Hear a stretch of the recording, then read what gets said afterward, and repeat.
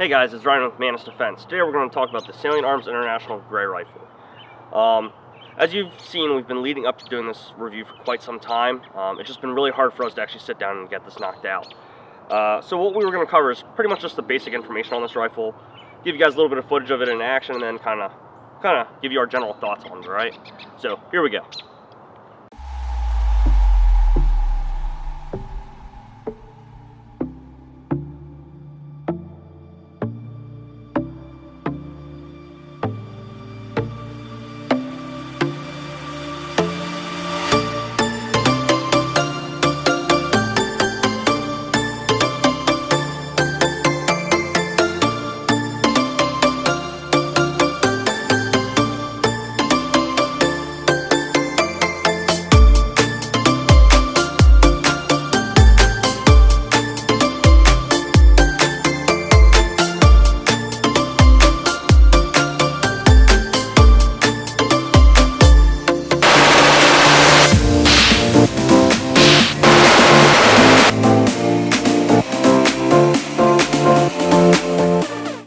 Alright guys, so here we have the Salient Arms International Gray Rifle.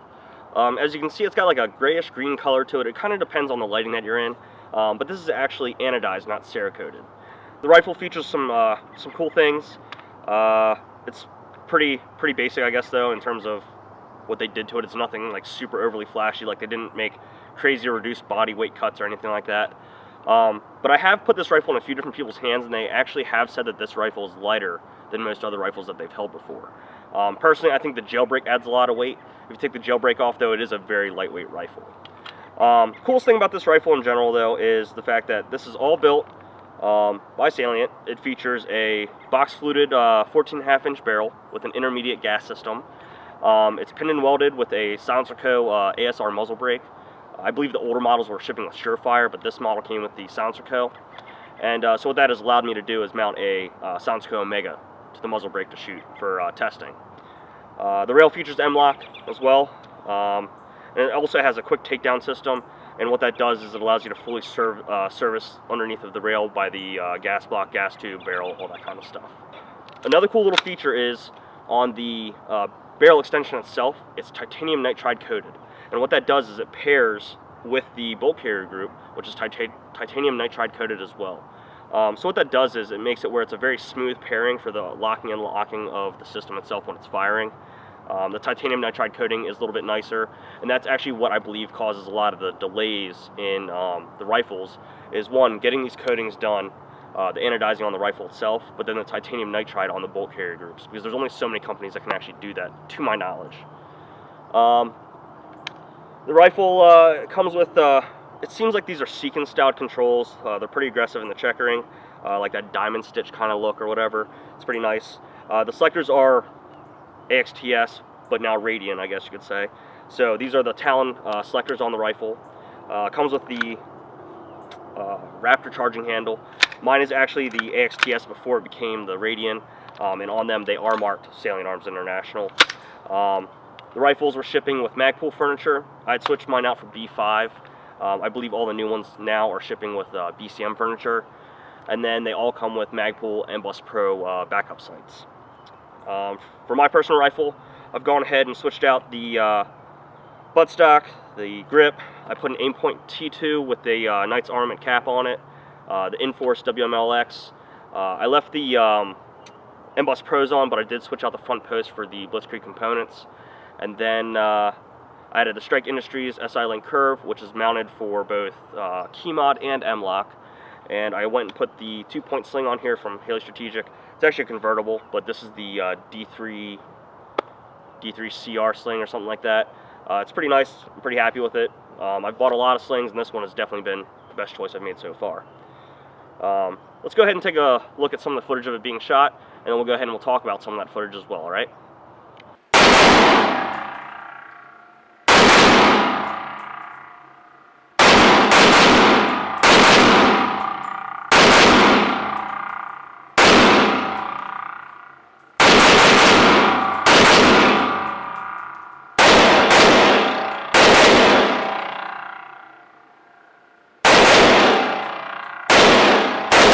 Alright, so what I wanted you to see was someone's first time shooting this rifle in semi-auto. If you guys remember, we had talked about doing like the stress testing on this rifle itself. Towards the end of this, we're actually going to talk about the actual stress testing on the rifle in terms of the round count and such. But let me show you some more of the features just so you have a general idea. So right here, there's a little pin right here. When you pull this down, you can actually rotate and pull the actual jailbreak off. Notice how it's not coded to match the rest of the rifle. This was done specifically. Originally, I thought they were all going to ship with that matching color. But when I talked to them, they said that because of the amount of heat that you're getting up in the front, they kind of decided what's the point of actually coding these. It's kind of pointless, and I would agree, so why waste your time, right? But as you can see, the jailbreak comes right off and it pops right back on. It is spring loaded, so there's a little bit of spring pressure in it when you push it back down. To take the rail off, you have to push this pin here. It seems kind of like a Fortis or maybe like a takedown rifle like the DRDs or something, but you pull the pin, pop the lever, pull it straight up, and there you have it. Okay, so as you can see, she's a little dirty. Box fluted barrel though, 1 in 8 twist. It is chambered for 223 Wild, I believe, and that's fine, but it's definitely a cool design, and you can feel a lot of the weight in the jailbreak. So if you take the jailbreak off, you're really going to cut a lot of weight.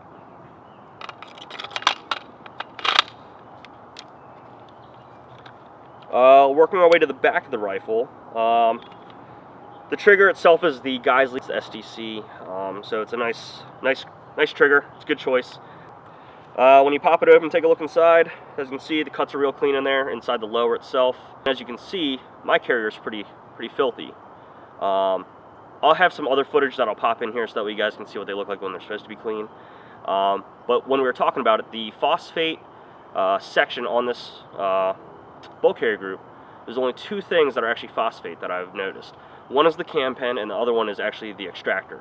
I asked why the extractor was considered to be phosphated versus it being titanium nitrided, and they said because that's the most likely wear area, right? So that's where you're going to be doing your most work anyways.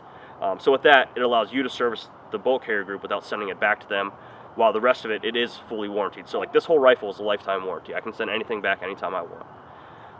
That is without modifying it heavily. So like if you're going and you're cutting extra holes or doing something crazy to it, yeah, they're probably not going to warranty that. On the gas key itself, it's integrated. So what that does is instead of it having 2 bolts that come down and then it being staked in place, it allows that gas key to really sit there into that body nice and flush, and it removes the chance of it breaking, moving, wiggling, anything like that, where there would be a loss of gas over time. When I shot this rifle in full auto, I did notice it didn't seem to do as well as it could have. But then again, some rifles do choke, and I realistically think it's because the gas changed with the jailbreak on. With the jailbreak off, it shoots just like a regular rifle. Take the muzzle brake, spreads the gas out. But what's cool is that the jailbreak itself, it allows you to redirect the gases. So when you're shooting something like the Fur Franz, the Blast Jacket, the Warden from Surefire, anything like that, the goal is to kind of like redirect the gases forward instead of them hitting out to the sides. So what that would do is, like, if I were to hang a piece of paper right here and I were to shoot next to it, you wouldn't see the paper really break at all. As soon as I take the jailbreak off, though, that muzzle blast is going to rip right through it. So you could apply that same concept to laying in the dirt, or shooting in like yeah, I guess dirt mainly. But like if you're laying down in dirt and you're shooting with the rifle on its side, if you're canted like this, that blast is going to kick it up and it's going to kick it back into your face. While using something like the jailbreak, it sends it all forward. So that's a pretty cool design, and the fact that it's actually mounting to the rail system versus mounting to the barrel, that would eliminate the higher chance of a shift in your point of impact, right? So that's kind of a cool feature. It's definitely unique. We have some low light footage that we'll plug in. Make sure you check that out. Actually, let's pop it in right now.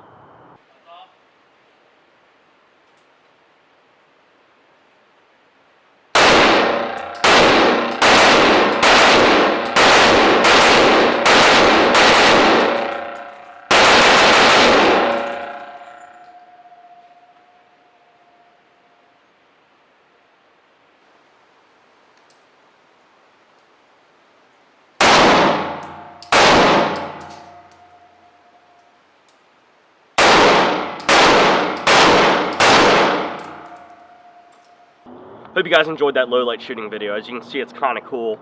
It's with the jailbreak on itself, you can see how it redirects all those gases forward, and you can really see that burst going down range.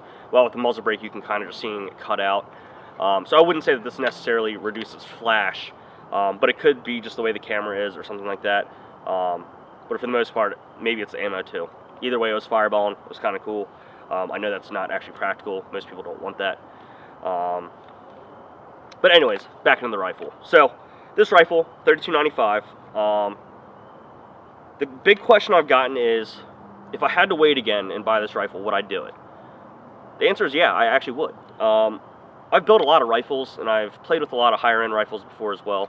I'm a huge AR-15 junkie. I always have been, always will be.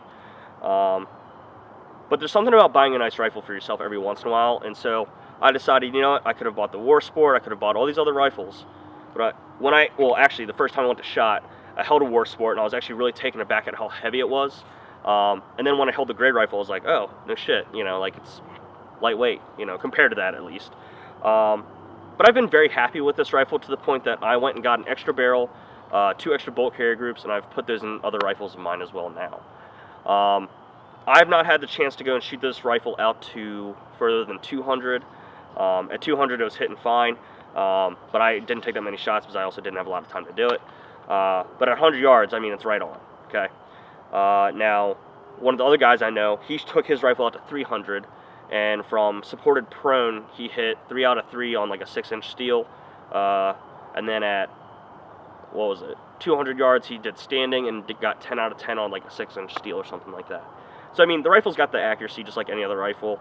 I think Salient needs to market itself as a company that, like, hey, we are making higher-end firearms, and that there is a wait time. That's the big thing. A lot of people are expecting these firearms, like these rifles, these handguns, like the Reds and all that kind of stuff, to just turn up the next day, or to be ready in 2 weeks. That's not really realistic. I mean, sure, you might want to tell your customers, hey, it'll be there in 3 months. Well, dude, if you can't do 3 months, tell them longer. You know what I mean? If I heard that my rifle was going to take 9 months and it showed up in 6, dude, I'd be stoked. But when I heard that my rifle was going to be here in 3 months and then it took about 7 or 8 months, I was kind of pissed. You know what I mean? Other than that, though, I've been happy with it. I really have been. I know that I had the chance to see the factory when I was out in Vegas. That was when they were switching over to that factory over there as well. And it looked like they were making a pretty nice home for themselves. Let's see. A few other little tidbits. So, the stress test. As you guys saw that image before, we fired this rifle with 690 rounds, I believe, before it finally failed. My criteria for that was shoot the rifle. Well, first we took the rifle out of the case. We gave it a very quick lube with Fire Clean, and that was on the bolt carrier group itself. We did not lube anything else. I did not actually lube inside the bolt carrier group or anything. I just did a light coating on the outside the bolt face, all that kind of shit. At that point, threw it back together, and then we would shoot it every once in a while. What we did was, we throw it in a Pelican case, lock it up, take it out, load it up with either Tola, Wolf, Federal, American Eagle, PMC, Magtech,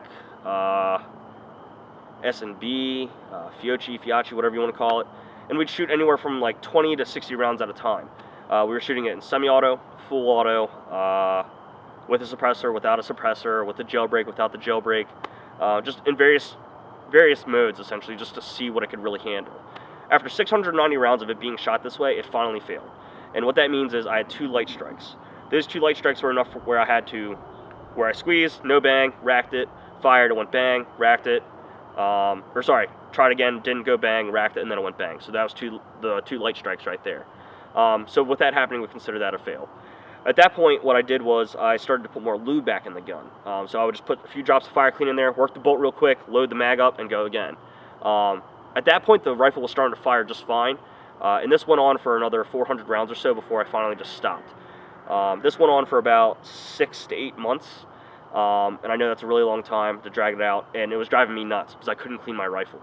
And so after so long, I finally decided, you know what, let's just call it quits, let's clean this thing and see what we got, because realistically, this rifle, yeah, it's not really meant to be full auto. It wasn't marketed as a full auto rifle, especially with the jailbreak. That gas redirection and all that kind of stuff, I get that. So I expected that to have some failures, and as you can see right here, it does have its shortcomings, right? But in semi-auto, this thing runs like a champ. With the suppressor, of course, the gas changes there. If you had an adjustable gas block or an adjustable bolt carrier group, the suppressed full auto might work a little bit better. I know there are other rifles out there that can do the job just fine. I get it. In terms of expectations, though, this rifle met my expectations. I know 690 rounds is not a lot, but that was also in and out of the cold in the Pelican, and on and off. And it was in the case, out the case, in the case, out the case, back and forth. So I was pretty happy with the results in a general sense. And knowing that I could just lube the rifle up and it would start operating for me, that was a good feeling too. So all I can say is I like the Salient Arms International Gray Rifle. I'd suggest getting one. Just know that it is going to be a little bit of a wait sometimes. But it's pretty cool features. You can check out all the information on their website. It'll talk about all the specs that they have and everything with their with the whole rifle itself. But yeah, this one's a keeper for me. Thank you guys for watching. Make sure that you guys like, subscribe, check us out on Instagram, YouTube, Twitter, all that kind of jazz. As always, we appreciate your feedback. Thanks.